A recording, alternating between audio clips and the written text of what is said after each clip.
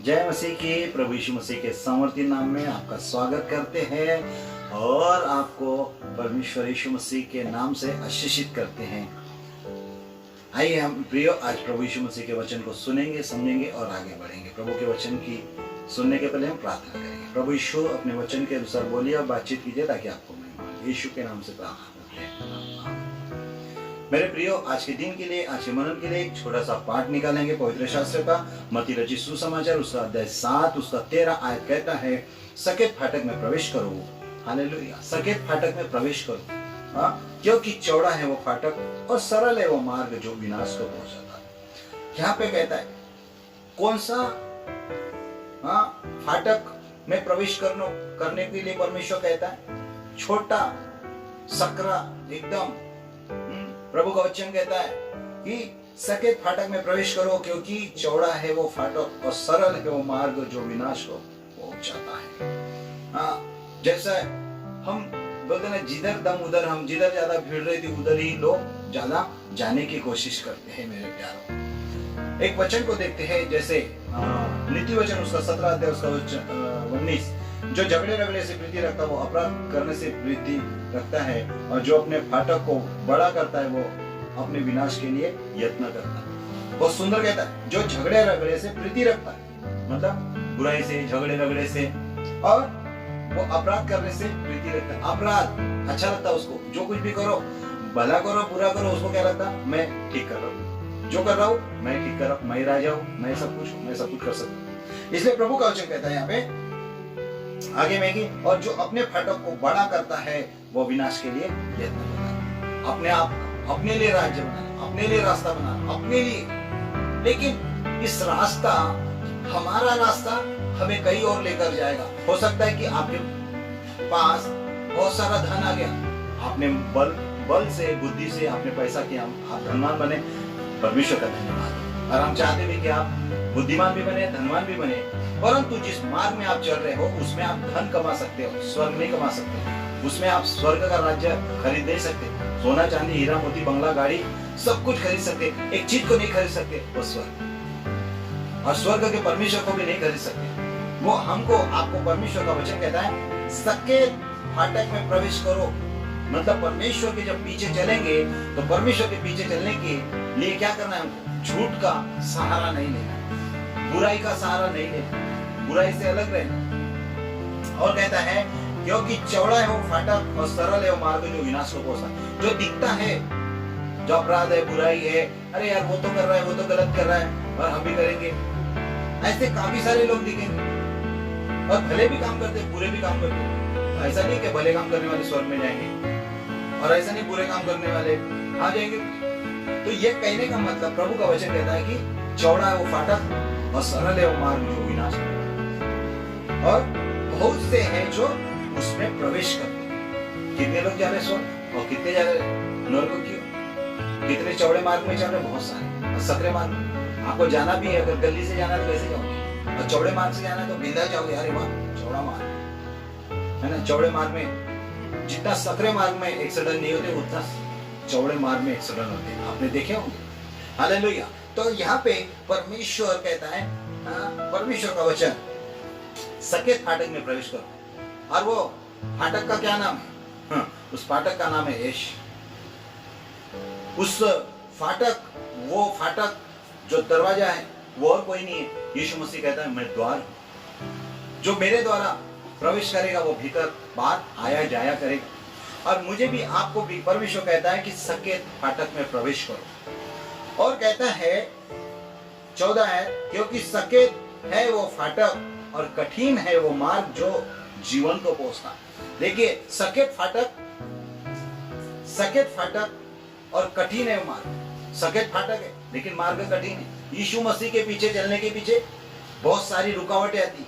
रुकावटें आती मतलब हमारे अपने आप से ही, अपने लोगों से रुकावटें आती है, कहीं बाहर से, कहीं भीतर से तनाव आता है, बहुत सारी चीजें होती है प्रभु के पीछे चलना। प्रभु के पीछे चलने का मतलब बुराई को छोड़ना। बुराई को छोड़ना मतलब लोभ लालच, दूसरी बात गुंडागर्दी, क्रिमिनल और बहुत सारी बुराई करना, अपराध करना, ये हमारे जीवन से दूर हो जाना चाहिए, क्योंकि परमेश्वर का वचन कहता है क्योंकि सकेत है वो फाटक, हाँ, और कठिन है वो मार्ग जो जीवन को पहुंचता है, और थोड़े है जो उस पे पाते।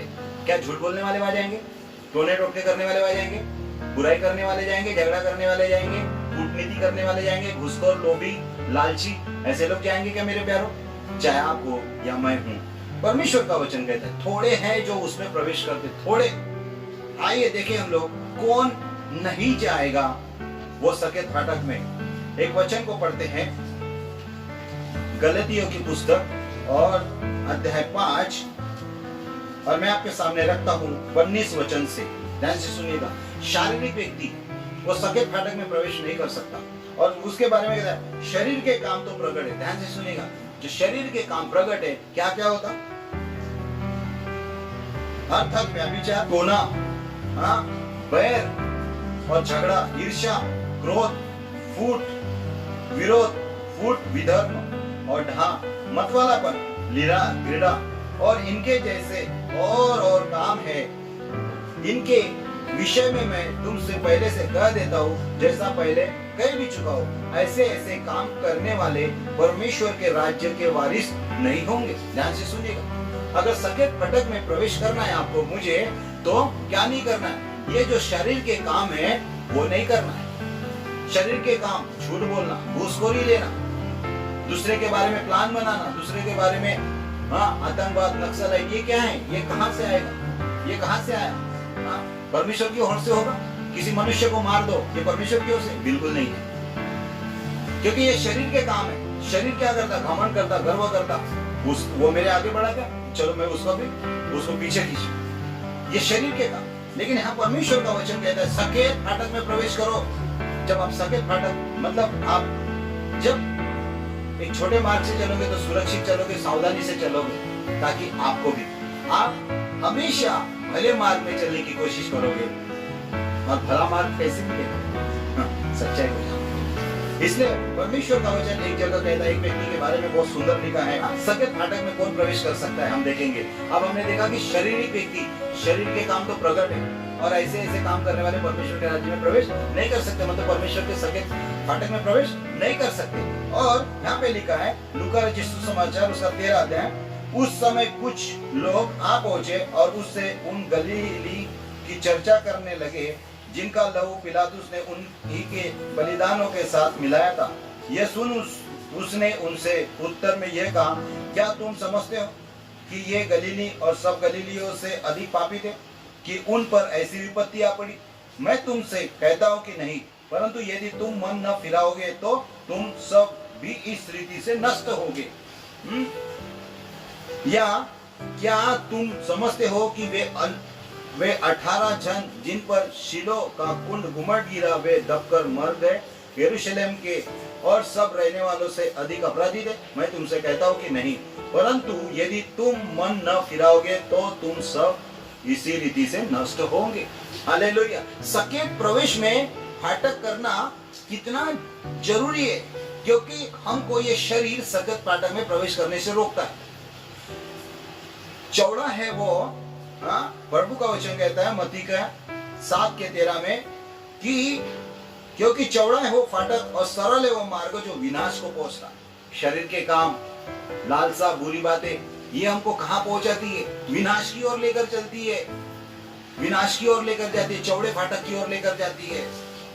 और इसी कारण हमको क्या करना? एक व्यक्ति के बारे में मैं यहाँ पर कहानी बताता हूँ, लूका रचित सुसमाचार 12 अध्याय 13 से आगे। फिर भीड़ में से एक ने उससे कहा, हे गुरु, मेरे भाई से कह कि पिता की संपत्ति मेरे साथ बांट ले।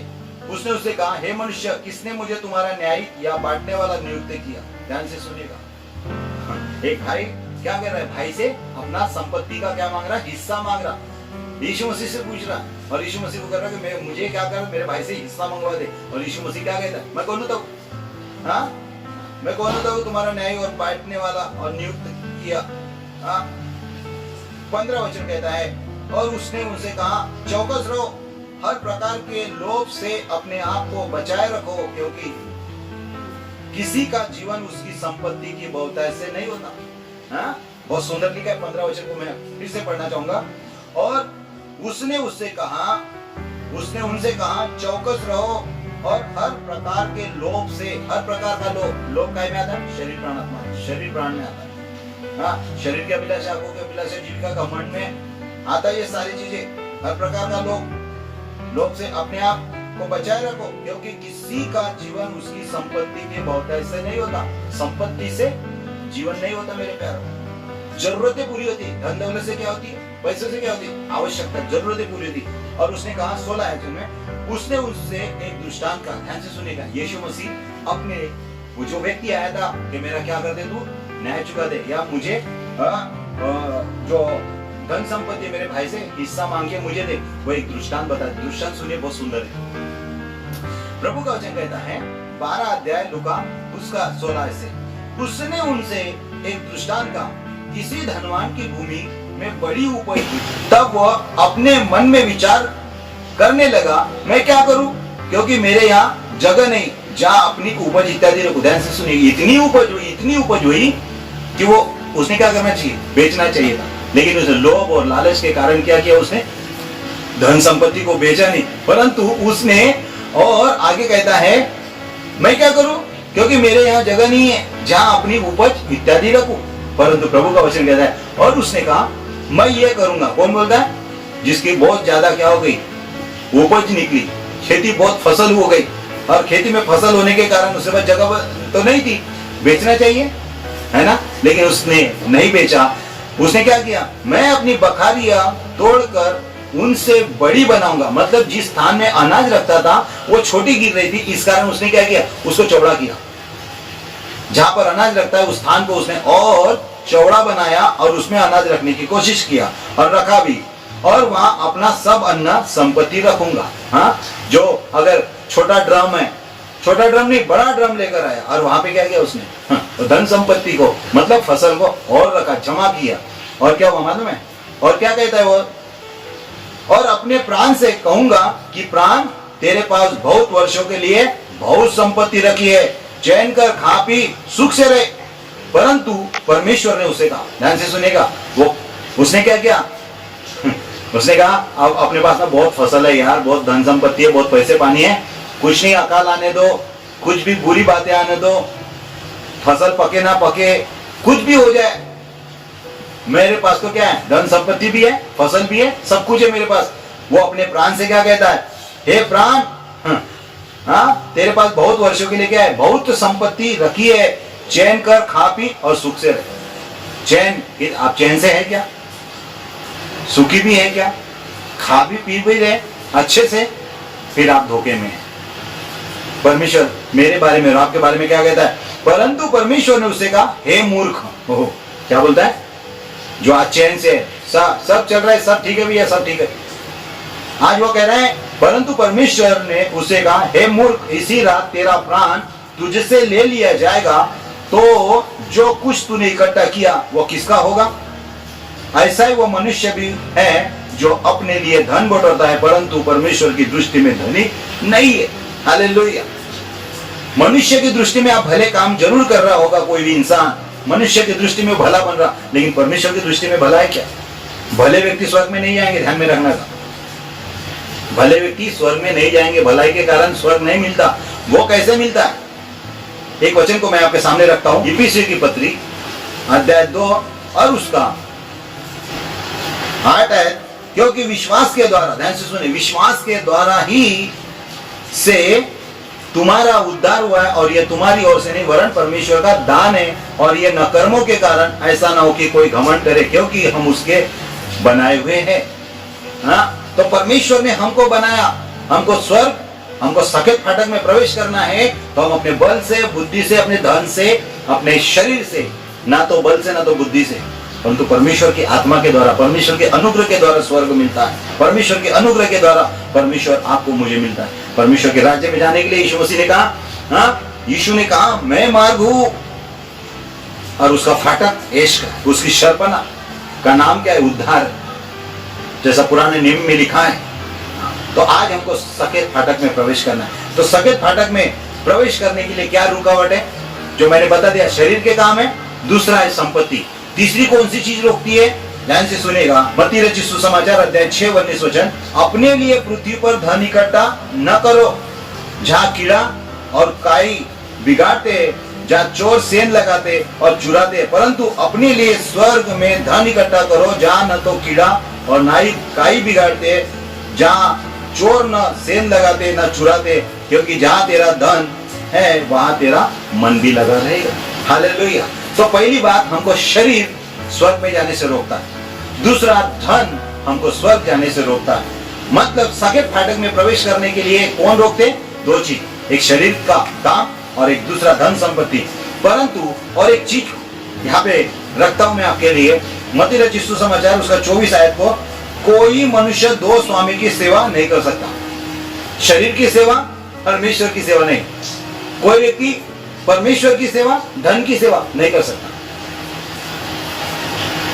जैसा उस व्यक्ति ने क्या किया, धन संपत्ति कमाया और रखा, जमा करके रखा, और परमेश्वर ने कहा अरे मूर्ख, आज ही तेरा प्राण ले लिया जाए तो। वाह, कितनी बड़ी बात है। इसीलिए मुझे और आपको यहाँ परमेश्वर कहता है कोई मनुष्य दो स्वामी की सेवा नहीं कर सकता, क्योंकि वो एक से बैर और दूसरे से प्रेम रखेगा। अगर आपके पास धन संपत्ति है तो आप परमेश्वर को तुच्छ जानोगे। क्यों पता है? क्योंकि आपका सब मन का है। प्रभु का वचन को क्या पढ़ा हमने 19 वचन में, अपने लिए पृथ्वी पर धन इकट्ठा न करो, हाँ, परंतु यहाँ पे जो लिखा है ये वचन को 20 है, परंतु अपने लिए स्वर्ग में धन इकट्ठा करो, जहाँ न तो कीड़ा न काई बिगाड़ते, जहाँ चोर न सेंध लगाते न चुराते, क्योंकि जहाँ तेरा धन है वहां तेरा मन लगा रहेगा। अगर आपके पास बहुत धन है, आपका भरोसा कहाँ पर जाएगा? धन पर जाएगा। अगर आप हॉस्पिटल में जाएंगे तो क्या बोलेंगे? डॉक्टर को मैं खरीद सकता, आप कोई दवाई को खरीद सकता, सेहत को नहीं खरीद सकते मेरे प्यार। हालेलुया। आप सीढ़ी को, कब्रिस्तान की जगह को खरीद सकते, कफन को खरीद सकते, लेकिन आत्मा के रहने के स्थान को कोई नहीं खरीद सकता। आप बच्चों को खरीद सकते, संसार से हर एक आपको लगने वाली कूलर, फ्रिज और आपको लगने वाली तमाम चीजें खरीद सकते हैं। आप कूलर और एसी को खरीद सकते हैं, हवा को नहीं खरीद सकते। हालेलुया। आज संसार की अच्छी अच्छी वस्तु को खरीद सकते, लेकिन आप परमेश्वर को कभी नहीं खरीद सकते। इसलिए प्रभु का वचन कहता है आप दो स्वामी की सेवा कभी नहीं कर सकते, धन और परमेश्वर की सेवा नहीं कर सकते। इसीलिए धन है प्रभु की ओर से आपको, और परमेश्वर धन दे, लेकिन परमेश्वर कहता है जिसने धन देने की सामर्थ्य देता है उसको याद करना है मुझे आपको, क्योंकि जब आप उसको याद करते तो सकेत फाटक में प्रवेश आप करोगे यीशु के नाम से। इसलिए कहता है कोई मनुष्य दो स्वामी की सेवा नहीं कर सकता, क्योंकि वो एक से बैर दूसरे से प्रेम रखता, या एक से मिला रहेगा और दूसरे को तुच्छ जानेगा। देखिए आपके पास धन संपत्ति सब कुछ है, अब आप कहीं जॉब में जा रहे, या मीटिंग है, या कहीं पैसे मिलने वाले, हाँ, और उसी समय क्या है, प्रार्थना दुआ है, आप कहाँ जाओगे? प्रार्थना दुआ में जाओगे या आपको पैसे मिलने वहां जाओगे? डेफिनेटली जहाँ पैसे मिलने वहां जाओगे। क्यों पता है? क्योंकि एक साथ दो स्वामी की सेवा आदमी नहीं कर सकता। ये नहीं बोलेंगे आप चलो मैं पहले ना प्रार्थना में जाऊंगा, बाद में देखते मिलेगा मिलेगा नहीं, पैसे मिलेगा नहीं, नहीं, नहीं। प्रभु का वचन जीवित और सत्य है। इसलिए हमको धन बाद में, पहले परमेश्वर। क्योंकि यदि आपको सकेत फाटक में प्रवेश करना है तो आपको क्या करने का? आपको परमेश्वर को आगे रखना पड़ेगा, पवित्र आत्मा को आगे रखना पड़ेगा, प्रभु यीशु मसीह को आगे रखना पड़ेगा, और पहले परमेश्वर की इच्छा, बाद में आपकी इच्छा। ऐसा करोगे आप सकेत फाटक में प्रवेश करने से कोई भी आपको रोक नहीं सकता। स्वयं प्रभु यीशु मसीह आपके लिए द्वार बनेगा, यीशु मसीह स्वयं आपके लिए एक मार्ग बनेगा, और वो अपना दाहिना हाथ आपके हाथ में पकड़कर आपको क्या करेगा? आपकी अगुवाई करेगा। हालेलुया। इसीलिए प्रभु का वचन कहता है 25 वचन, इसलिए मैं तुमसे कहता हूं कि अपने प्राण के लिए ये चिंता न करना कि हम क्या खाएंगे क्या पिएंगे, और न अपने शरीर के लिए कि क्या पहनेंगे, और क्या प्राण भोजन से और शरीर वस्त्र से बढ़कर नहीं। आकाश के पक्षियों को देखो, वे ना तो बोते ना काटते और ना खत्तों में बटोरते, फिर भी तुम्हारा स्वर्गीय पिता उनको खिलाता, क्या तुम उनसे अधिक मूल्य नहीं रखते? हालेलुया। आपके बारे में आप जितनी चिंता नहीं करते उतनी चिंता परमेश्वर आपके बारे में करता है। क्यों करता है? क्योंकि आप उसकी बहुमूल्य सृष्टि है। इसीलिए परमेश्वर आपको सकेत फाटक में, वो सकेत फाटक क्या है? वो सकेत फाटक है स्वर्ग जाने का रास्ता। प्रभु यीशु मसीह एक जगह कहता है, यीशु ने कहा मैं मार्ग, सत्य और जीवन मैं हूं। जिस मार्ग में चलोगे वो यीशु मार्ग होना चाहिए, क्योंकि यीशु मार्ग कौन सा मार्ग है? सत्य का मार्ग है। वह झूठ, फरेब, लोभ, लालच, ये सारी चीजें नहीं। अगर ऐसा कोई करता है तो वो यीशु मसीह का व्यक्ति नहीं है, वो मसीह नहीं है सही में, क्योंकि यीशु मसीह हमको ये नहीं सिखाता। तीसरी बात, जीवन। यीशु मसीह के पास आने से हमको क्या मिलता? जीवन मिलता। और कौन सा जीवन? अनंत जीवन। एक वचन को पढ़कर हम प्रार्थना करेंगे। यूहन्ना 8 अध्याय 44 आयत पढ़कर हम वचन से आशीष लेंगे। यह बहुत सुंदर वचन कहता है, तुम अपने पिता शैतान से हो और अपने पिता की लालसा को पूरा करना चाहते हो। वह तो आरंभ से हत्यारा है और सत्य पर स्थिर नहीं रहा, क्योंकि सत्य उसमें है ही नहीं। जब वह झूठ बोलता है तो अपने स्वभाव से झूठ बोलता है, क्योंकि वह झूठा है वरन झूठ का पिता है। परंतु मैं जो सच बोलता हूँ इसीलिए तुम मेरा विश्वास नहीं करते। हालेलुया। यीशु मसीह ने सीधा डायरेक्ट बोल दिया। अगर हम परमेश्वर की बातों पर विश्वास करेंगे तो परमेश्वर के राह पर चलेंगे, उसके फाटक में प्रवेश करेंगे। इसलिए एक गीत है, उसके फाटकों में प्रवेश करूंगा धन्यवाद के साथ, उसके आंगनों में स्तुति करूंगा और कहूंगा ये दिन यहोवा ने बनाया, मैं खुश हुआ के आनंदित किया। जब आप प्रभु के फाटक में प्रवेश करेंगे परमेश्वर आपका द्वार खोल देगा। हालेलुया। क्या आप उसके द्वार में, उसके फाटक में प्रवेश करने के लिए तैयार है? क्या आप चाहते परमेश्वर आपके लिए दरवाजा खोले? तो यीशु मसीह आज एक वचन से बोलना चाहता आपसे। प्रकाशित वाक्य 3 अध्याय 20 आयत कहता है, देख मैं द्वार पर खड़ा हुआ खटखटाता हूँ, यदि कोई मेरा शब्द सुनकर द्वार खोलेगा तो मैं उसके भीतर आकर उसके साथ भोजन करूंगा और वो मेरे साथ। हालेलुया। यीशु मसीह आपके द्वार पर खड़ा हुआ खटखटाता है। वो आपके भीतर आना चाहता, वो आपका मार्ग बनना चाहता, वो आपकी सच्चाई बनना चाहता, वो आपका जीवन बनना चाहता, वो आपको उसी फाटक में प्रवेश करवाना चाहता जो सकेत है। हालेलुया। सकेत फाटक में प्रवेश करने के लिए हमें एक व्यक्ति की जरूरत है, जिसका नाम है प्रभु यीशु मसीह। क्या आप तैयार हैं प्रभु यीशु मसीह की द्वारा उस मार्ग में सकेत फाटक में प्रवेश करने के लिए? आइए हम कहें, हे प्रभु यीशु मसीह, मैं आज मन से विश्वास करता हूँ और मुख से अंगीकार करता हूँ और यीशु ही मेरा प्रभु है करके मैं स्वीकार कर लेता हूँ। ये छोटी सी प्रार्थना आपको उस मार्ग में, सकेत फाटक में प्रवेश कराएगी और प्रभु आपको आशीषित करेगा। आइए हम प्रार्थना करें। प्रभु यीशु मसीह, सुने गए वचन के द्वारा आशीषित कर, आपको महिमा मिले, आप बढ़े, हम घटे और आत्मा का उद्धार कर। शारीरिक बातें और प्रभु जी धन के पीछे नहीं प्रभु, परंतु आपके पीछे चलने के लिए अनुग्रह मांगते हैं। परमेश्वर पिता, आकाश के पक्षी को देखो, ना तो बोते ना तो काटते, फिर भी अपने खत्तों में बटरते, उससे भी बहुमूल्य परमेश्वर आपने मनुष्य को बनाया। और प्रभु ये समझने के लिए अनुग्रह कर, दया कर। सब कुछ आपके हाथों में, यीशु के नाम से प्रार्थना मांगते हैं। जब आप ये संदेश सुने हैं, आप इसको नोट कीजिएगा, उसको बार बार सुनिए। और परमेश्वर जब इस वचन से द्वारा बात करेंगे तो मैं विश्वास करता हूँ कि परमेश्वर आपको नक्की हमेशा हमेशा आगे गाइड करेगा, अगुवाई करेगा। प्रभु आपको आशीषित करे। Thank you. प्रभु आपको आशीषित